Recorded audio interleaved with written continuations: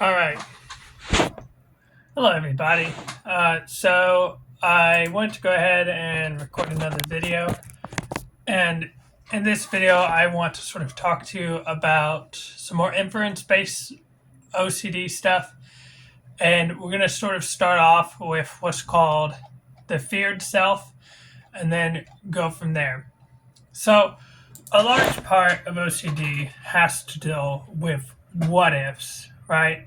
And in this, it could be like, what if I'm the kind of person who would hit my dog? What if I'm the kind of person who would kill my partner? What if I'm the kind of person who would agree with like bad dictators? Like, these are things that OCD tends to do, and because it's the doubting disease at the end of the day.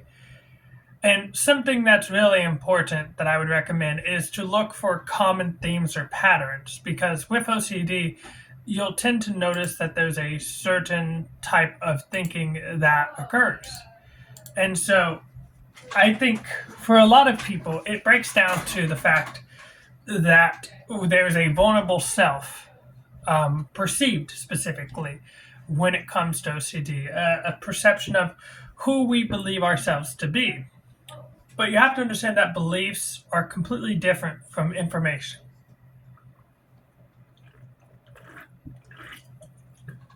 There tends to be a certain level of perceived risk to engaging in exposure therapy or engaging in thoughts or recognizing them and allowing them to be there.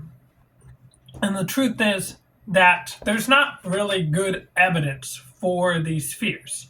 What it is often that the emotions hijack the logic, and that we confuse being convinced of something with knowing something for sure. One of the biggest things, and unfortunately, I've seen it a lot of times with people, is that there's so much effort, there's so much time and effort that goes into individuals trying to fix their OCD, trying to justify to themselves why they need to worry or why, especially, they don't need to worry, and trying to almost eradicate those feelings in general. Really, I think one of the biggest issues that it comes down to is there's a lack of confidence that things are going to be okay, and there's a lack of trusting in our better judgment that common sense will prevail. And so it's important to recognize the reasoning that your OCD will use for yourself, because especially one of the biggest things is that these thoughts sometimes will end up in compulsions. And then the feared self, really, no matter how it looks, at the end of the day, what it is just an obsessional doubt. And that's why it's so important for you to learn what you do about it and how you can replace that with maybe healthier coping skills. So, to that point, I want to sort of talk to you about the next point, which is interventions, right? So, one thing that you have to keep in mind is that everything is just imaginatory until it exists, right? So, no matter what it is, it's just a possibility up until the point that it happens, right? So, it's not guaranteed, it's not a predictor of what's to come. What this is it's just something that could or could not happen. It is not reality, no matter how much evidence presents itself. And so that's why it's important to ask yourself questions about, like, is there any information in the here and now that would justify the doubt in the first place? And I think another part that people do not do enough of is looking internally and appreciating who they are and what the morals and values are. And I think this is why one of the biggest things that you can do is you can write down like what matters most to you. So often people will say, well, if I once I conquer this anxiety, I'll be able to go to the Bahamas, or I'll be able to go play soccer with my friends, or I'll be able to do this and that, or I'll be able to have a nice spaghetti dinner with my partner. Like, but you can do that right now, and that's something important to keep in mind. Of course, there are always perceived and actual consequences for doing something, for not doing something, and everywhere in between. And I think recognizing that is extremely important, because under no circumstances are you going to find something that is entirely risk-free. It does not exist as far as I'm aware. There is always the possibility that something could happen, but that does not make it a problem. And I think that cognitive shift is extremely important to have. And I think also looking inside yourself is a tricky thing, because oftentimes it does not go with the world, right? That despite the fact that people have been doing years of therapy and that they're doing this work, they often feel like this is just pointless, and like, maybe therapy is not the answer to anything at all. I've seen it 1,000 times and it sucks. But that's, again, the problem is there's a difference between something being probable and then being a problem or even relevant in the first place, right? And that's why the here and now is so important, is it helps us stay outside of what's called the OCD bubble. And so often, sorry for the sniffling, I've been super hella congested.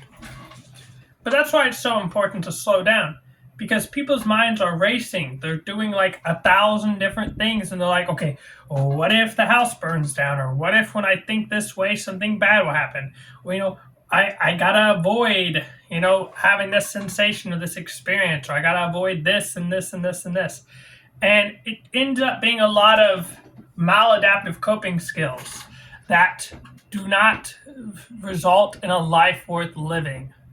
And you end up getting shitty life syndrome, and it's like, no wonder you're miserable when the majority of your day is either thinking, doing, or fearing OCD. And so I think it's important to be careful when your brain goes beyond your senses, right? Like sight, touch, smell, hearing, and that once you go beyond your senses, you start to enter the land of OCD. So one of the most important things you can do is just simply to pause and choose to do nothing. And it's incredibly hard for a lot of people. And it's one of the reasons why I say I think a lot of people do give up, is because this requires a ton of work. But it's work that you get to choose to do. Every day is a series of choices at any given moment in time. You see, it's not just one major choice. And I think people inherently know that. And at the same time, it's easy to forget that once we go into the realm of OCD and we leave behind reality. And that leads me to sort of my next point, which is talking about reality sensing in the first place. And that this is a lot of practice. This is a lot of working this over and over again. Much like when working out or lifting weights, you're not going to see progress on day one. You might not even see progress on month one. But at some point in time, you will notice that you've done good and that you've performed well. And after that time, it's about just maintaining gains. And so that's why I think it's so important to trust that this is going to be okay. Developing a therapy of trust is one of the most helpful things that a patient can possibly do when working with any type of mental health professional. And it's something that I would highly recommend. And so that's why, for some people, at the end of the day, I think doubts are just doubts, and it's not good to engage with them. But some people would argue that there's a difference between a normal doubt and an obsessional doubt.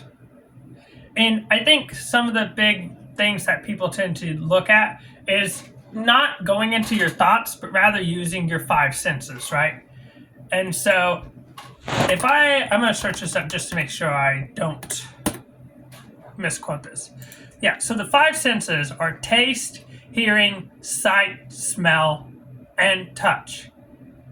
In nowhere is it thinking or ruminating or any of that. It's not living inside of the brain. It's out here. This world right here is what's reality. It's not inside. It's not your thoughts or your thinking or what you perceive to be you or any of that. And I also think that context matters extremely well, right? So it would make perfect sense that, for let's give an example, right?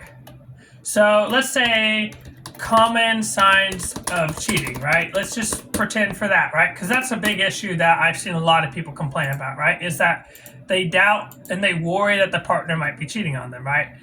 And in the context of, let's say they're hiding their phone, or they're getting very defensive, or they're accusing you of cheating, or they're getting a bunch of calls or texts from numbers that don't look familiar, or all of a sudden they're coming home late at night, then it makes sense that you would worry, given the evidence in the here and now, right?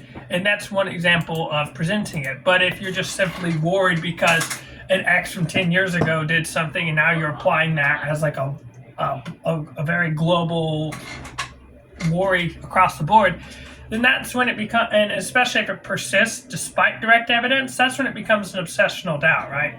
It comes from within you.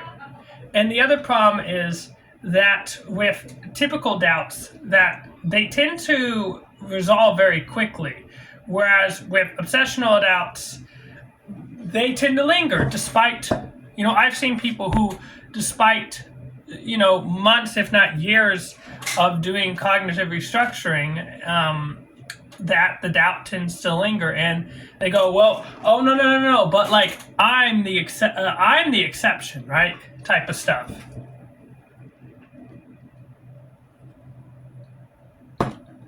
So again,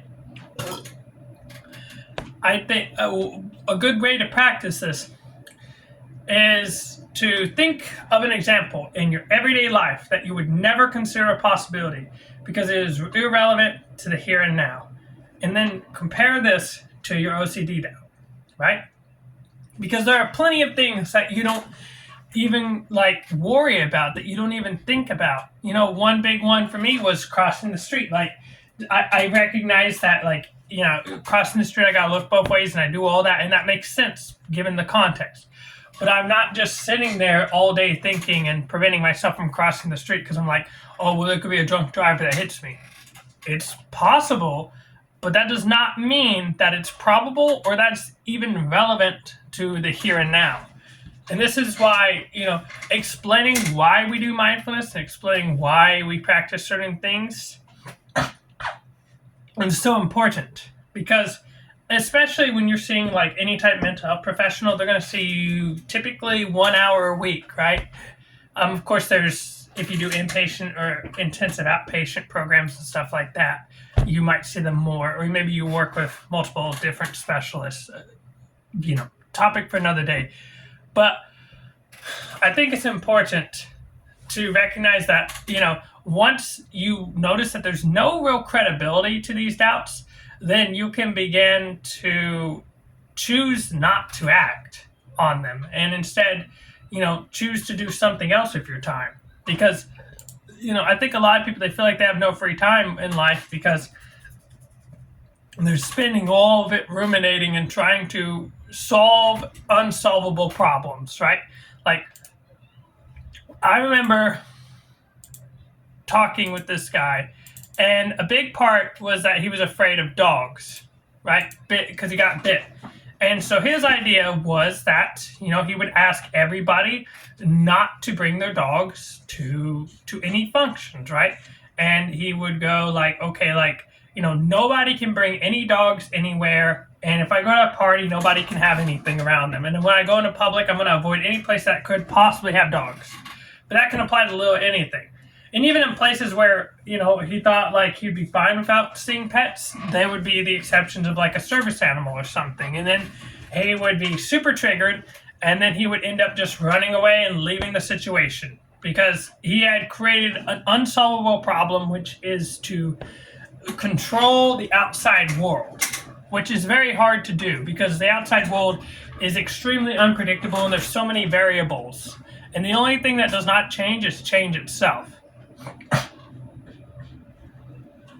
So I think that's why, instead of debating with it all day long, because at the end of the day, your mind is probably going to win that debate. Your mind knows you very well and knows what buttons to push to get you to really worry. So instead of just trying to do this whole back and forth thing with it, just notice that it's there, and if it stays there, that's fine.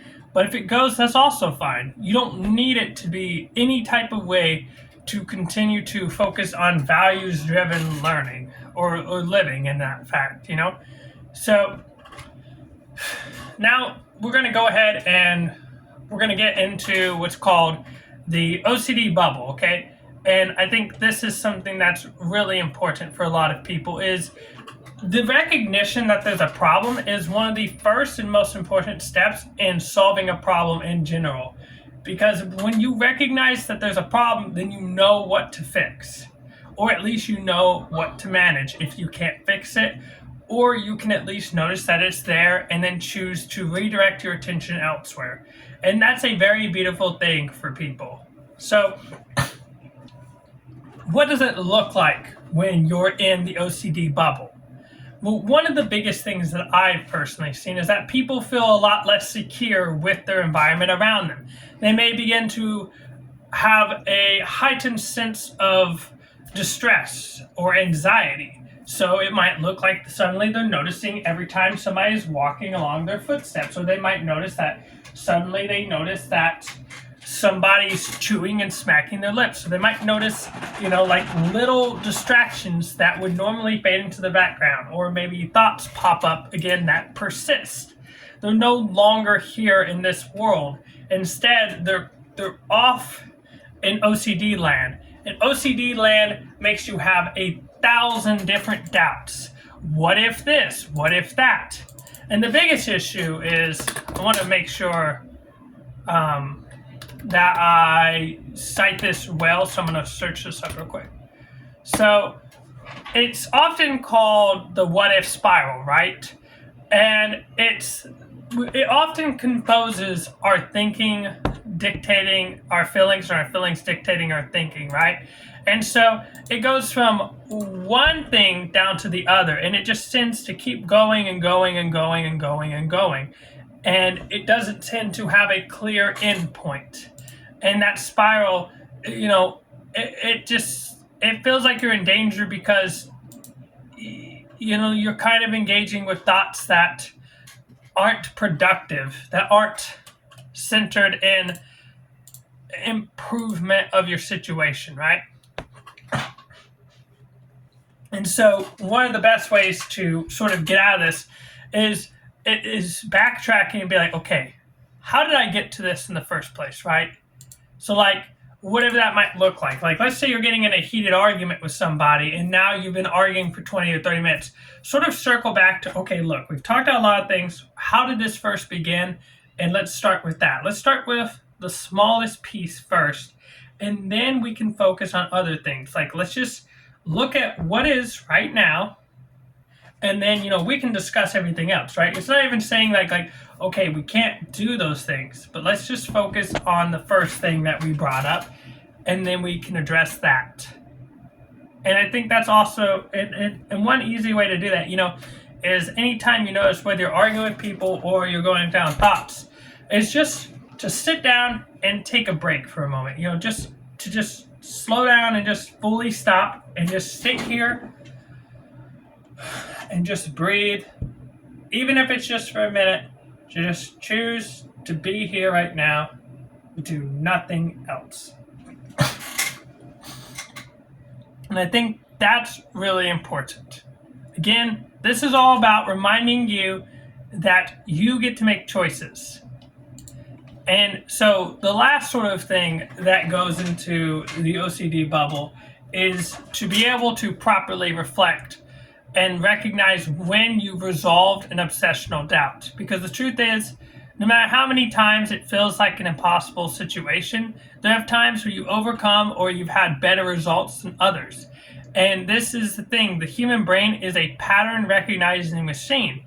And recognizing how did I improve this and how can I continue to keep up these gains in the future is one of the most important things that you can ever do, right? So,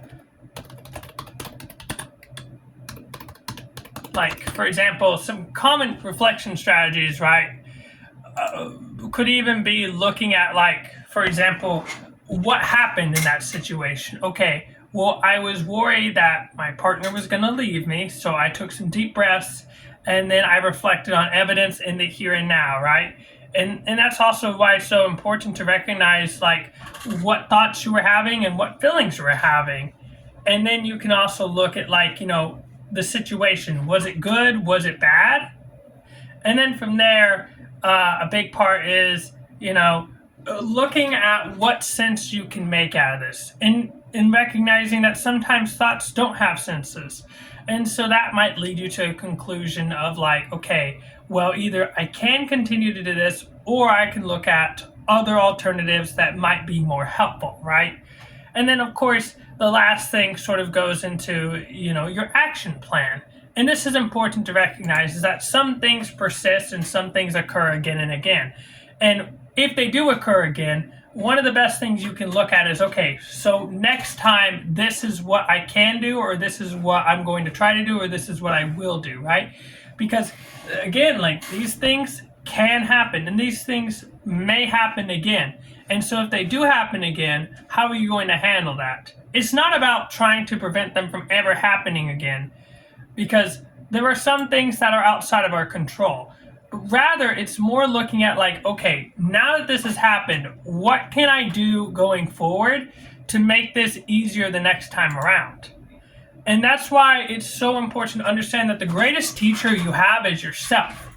You are constantly teaching yourself how to act based on your self-assessment, your consideration, and your practices. And so I think, they call it the cycle of reflective practice, right? I would highly recommend looking into this and using this as a daily part of your life. Everything is a learning experience. And at the end of the day, you can choose whether or not you take the lessons from life and you apply them into your personal story, right? So, again, like, I'm not anybody special.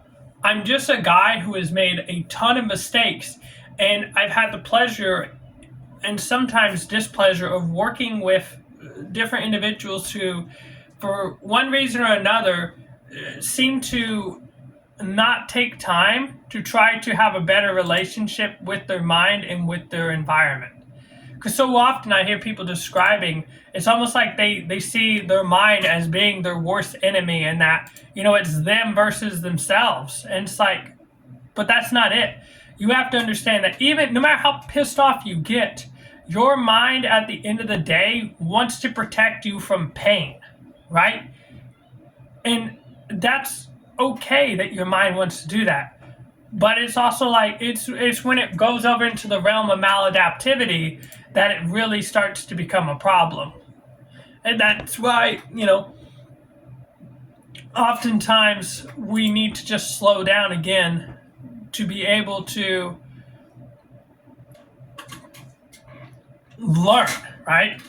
I think another important thing, if you're really interested,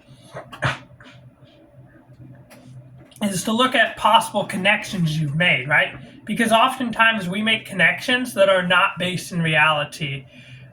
So sometimes people will make the connection of, like, okay, when this happens, it means X, Y, and Z, right?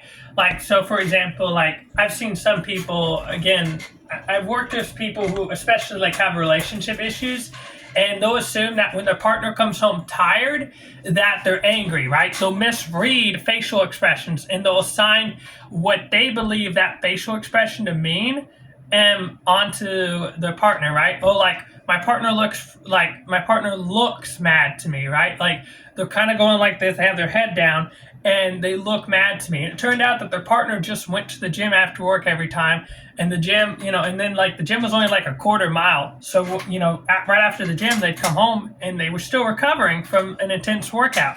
But instead of, recognizing that there were other possibilities, they just jumped right to this one and it tended to latch on to them.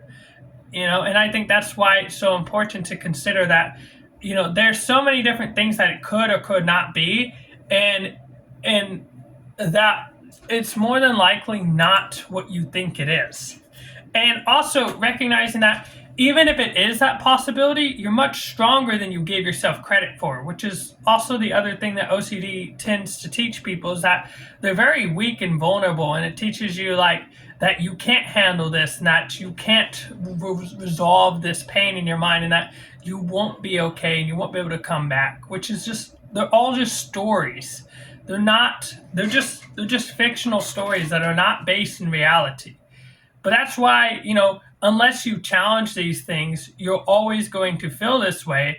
And it's not going to get better because you're not actively working on what is in front of you and making an effort to have a different sort of alternative story. And that's really important, is to change the script, and the biggest way we change the script is by changing how we live our lives, right?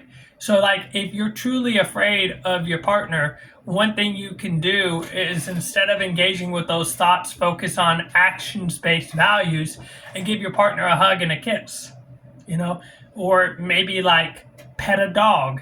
And again, like you could get bit again. It's absolutely the truth. These are things that can happen.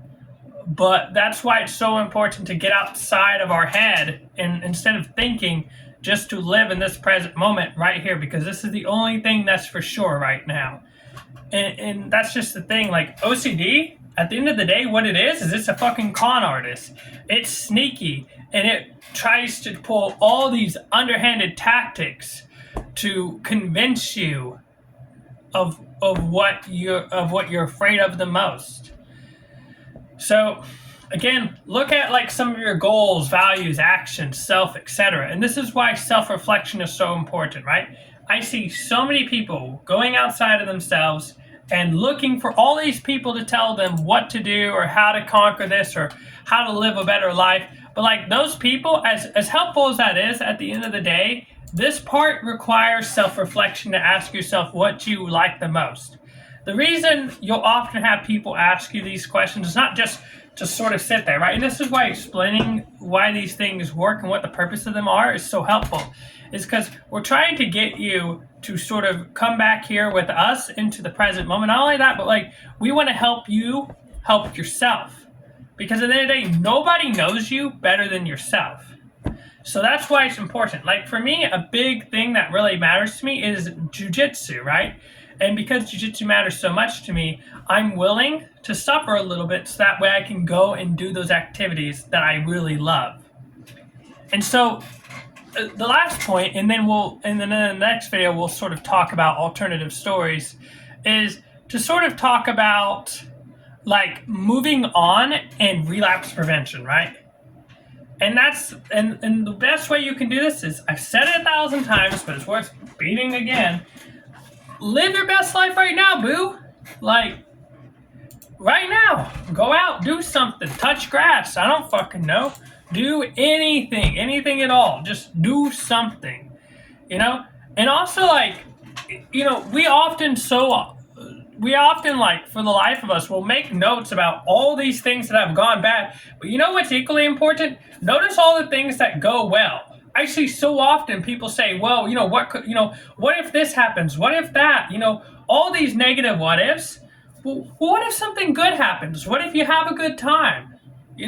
I'm not saying like to engage in toxic positivity, because sometimes people don't really feel like those thoughts are very accurate and that they can give into them. That's perfectly okay.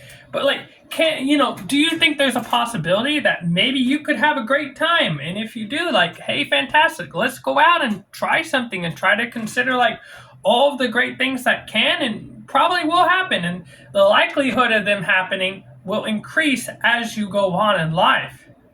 And again, like, that's not to say slip ups won't happen, because slip ups happen all the time. People tend to go oopsies 1,000 different times and tend to fall on their butts. But like, picking yourself back up is one of the most important things. And also recognizing when they happen, so that way you can pause and then you can proceed. Sometimes the most important thing you can do is just to slow down and disengage from everything, so that way when you're ready, you can come back with a clear head and you can tackle the day's events. This is not a race. This is not about how fast you can do stuff. It's about how well you can do stuff. And so even if you're only doing 5-10 minutes of this work, that is perfectly okay. That's really that's really more important than anything else. And so that's why, like, I want to tell you again, like, it's just about the effort, and it's not about the outcome. Because I've said this before, but I'll say it again. There are so many things outside of our control that we cannot account for, right? And the fact is that when we learn to let those things go and focus on what we can do, then we'll feel better. I mean, I've known children who grow up with parents who are extremely strict, and those children study for hours every single day, and they still don't get the grade they want. And you can choose the response you have to that, right? And some parents will be like, "Oh, you didn't get an A, you got a B, or you got an F, or whatever." And it's like, okay, even if that's technically true, like, go easy on your kid. They tried, and that's perfectly fine. And it's about, like, you can recognize, like, it sucks that I didn't get the grade I wanted. Like, you can even say, like, I was hoping that I was going to get an A, but I'm still really proud of myself because I put in the effort to do good. And I think there's no way to, I don't think there's any way of doing this correctly. I just think it's about trying the best you can and really not sweating the small stuff. Along the way, you're not perfect. You're not Jesus Christ. You're not going to, do everything right. You're going to fuck up sometimes. Sometimes you might fuck up massively, but it's okay. It's okay. Sometimes you can just, if something isn't apparently dangerous or destructive to you, you can just choose to just let it be and just keep going forward. And I think that's perfectly okay. I think so often we are very hard on ourselves. We are our own worst critics. And I hear people talk about themselves in some of the worst ways possible. And, like, a good antidote to that is just to give yourself some fucking credit, man, and just say, like, you know what? Actually, I did a pretty good job. And even if and not compare yourself in a negative way, I think you can use comparison as long as it's in a healthy manner, but it should be used under the guide without a desire for a specific outcome, right? You can use comparison to determine, like, where you were to where you are right now and where you're hoping to get, but it should never come with the attachment of comparison plus needed outcome. It should be, I'm just focused on the effort and I do not care about the outcome. Whatever happens, I am proud of myself for trying something that, quite frankly, might have even been very scary to me for a number of reasons. All right, so hope you guys do well, and I think I'm going to go ahead and end it there, and I really appreciate it.